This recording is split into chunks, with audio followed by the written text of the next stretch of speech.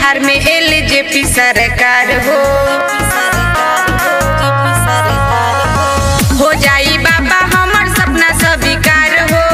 आई बिहार में एलजेपी सरकार हो तो पूरा कर दी बाबा एगो 20 जी।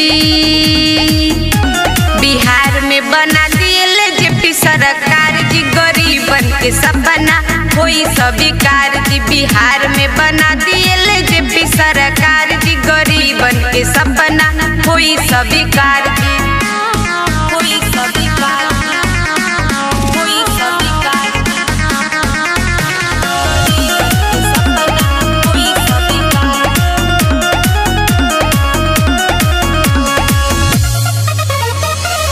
अब ले जे नेता आइल देले बझासा, हमनी के बाटे चिराग जी से आशा। अब ले जे नेता आइल देले बझासा, हमनी के बाटे चिराग जी से आशा।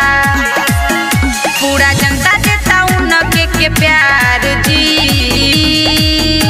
बिहार में बना दी एलजेपी सरकार जी, गरीबन के सपना होई स्वीकार जी। बिहार में बना दी एलजेपी सरकार जी, गरीबन के सपना होई स्वीकार जी। होई स्वीकार, होई स्वीकार, गरीबन के सपना होई स्वीकार।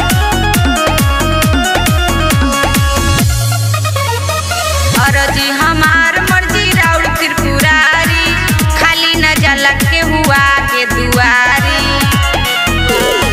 अरजी हमार मर्जी राउर त्रिपुरारी, खाली न जाला के हुआ के दुआरी। मनीषा के ये बा विचार जी। बिहार में बना दी एलजेपी सरकार जी, गरीबन के सपना होई स्वीकार जी। बिहार में बना दी एलजेपी सरकार जी, गरीबन के सपना होई स्वीकार जी।